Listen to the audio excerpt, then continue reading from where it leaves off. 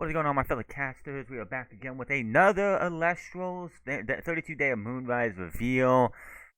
As we're going to find out what Gloombat's Ascension is and so much more. Let's figure this out. 5 minutes, let's go. Every day we're dropping brand new reveals as we count down until Moonrise pre-orders open on November 15th. Get yourselves ready, ladies and gentlemen. Lunar Element is getting some big stuff today. Let's do it. I would have had all the other elements done because we had some Lunar. We've had lunar, water, fire, and thunder. We still need wind, electric, thunder, thunder, solar, and earth. I would have had those, but maybe we'll have that starting tomorrow, the next 4 days after this with other elements that should be getting help. Hey everyone, before we dive into our Moonrise reveals, I just want to take a second and thank you all for your incredible support on our Alestrals Clash Kickstarter. As of the moment I'm filming this, we are closing in on $370,000 raised. It's hit, and 17,000 backers is also hit as well. So congratulations to everybody who's backed it. I would love to see that get to 500K because we're supposed to be some kind of like most requested feature, which I could not for the life of me tell you what this most requested feature is that he's talking about when he put out that list of what these are all going to be.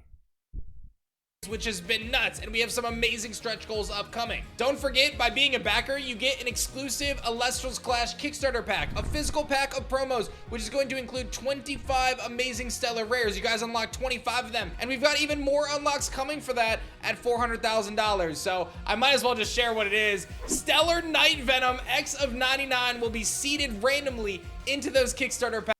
What? Oh, come on. It doesn't have the thing on there for some reason, but yeah, an X of 99 Night Venom Stellar. As well, so you have an opportunity to pull a serialized Stellar as part of your Kickstarter adventure. But we don't stop there, because also at 400,000, once we hit that, we'll unlock all 8 Spirit Buddies in Alestrals Clash, which means that you can rock with your favorite Spirit as you clash against your opponents seeking victory. We've got a really secret goal coming at 500,000, and I hope we can hit it because it's been one of the most requested features from you guys.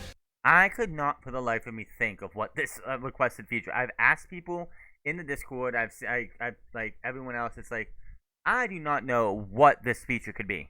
So let's keep the momentum going. Tell your friends all about Alestrals Clash on Kickstarter, and a big shout out to everybody who's been supporting so far. Seriously, this has been nuts. Stay tuned for more updates and enjoy today's Moonrise reveals. First thing we're going to talk about today is a brand new Alestral called Havacub. Havacub actually has a very unique positioning. Look at this beautiful looking Havacub. It's Frigicub's Nexus form, but my goodness.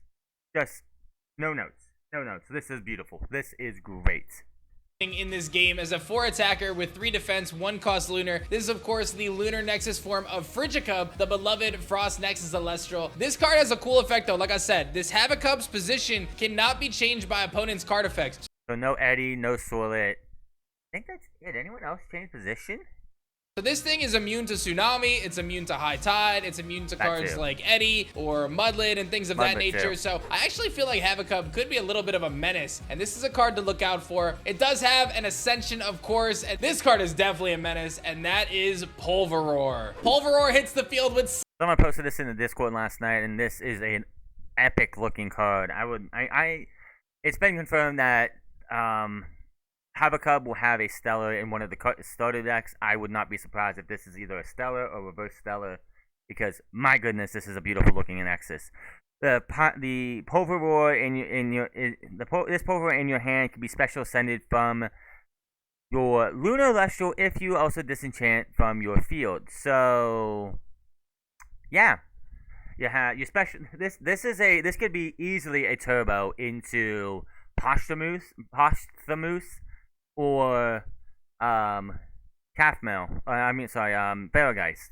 Like simply, let me put Gloombat out. That's a special ascend into this special, and then proper ascend into Posthumous or Barrowgeist. Definitely gonna see a turbo come for this, and it's a 7/4. So even if you don't turbo into anything else, it can definitely hit hard too. 7 attack and 4 defense, 2 cost lunar with an insane effect. This Pulveror in your hand can special ascend from your lunar Alestral if you also disenchant a lunar spirit from your field. What that means is, let's say you have a lunar Alestral on the field. Let's call it Havacub with 1 spirit on it, and you have an Artemis on your field as well, and you have Pulveror in your hand. you can special ascend your Havocub that you just cast out by disenchanting your Artemis to play Pulveror to the field, and all of a sudden, bam wham, you got a 7 attacker with 4 defense, ready to absolutely shred your opponent, and everything that they hope would happen in that clash, you're gonna ruin their day. Pulveror is a real threat in Moonrise. Okay, let's put Gloombat, Pulveror into Posthumous, or Ferrogeist could definitely be a big menace as well. Up next, a familiar face, the incredible Gloombat comes to Moonrise with 2. What is this? Oh, it's good, but like, oh boy. Special cast from your hand with your opponent has at least face down rune, 2 face down runes. So anybody sets 3 back row or something, you're like, oh, let me put that out there. Special cast it. Oh, I have Pulveror in my hand. Special ascend into Pulveror. Oh, I got Posthumous in my hand. Let me special send into that. Boom. 2 attack and 1 defense. You guys are already familiar with this card as it was obviously released in Shattered Stars Celebration. It can be special.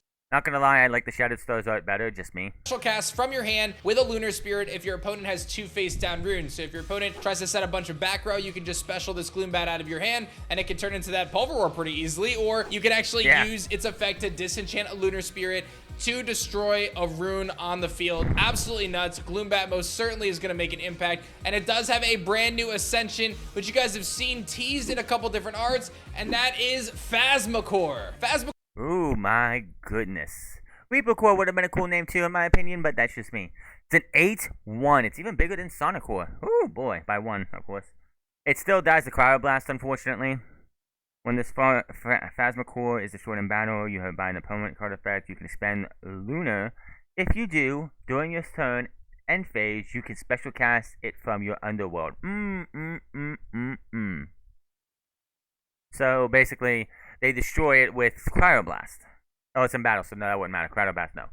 They, they throw Eddie out there, they hit you, they put you in defense position, they destroy it, and then, on the next turn, you disenchant, you say, you know what, I'm going to expend the Lunar, and then on the end phase, it's like, oh, I just brought it back.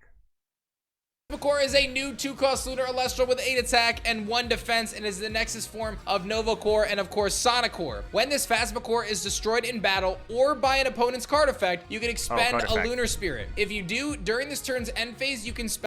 So, resting on your laurels, Earthquake,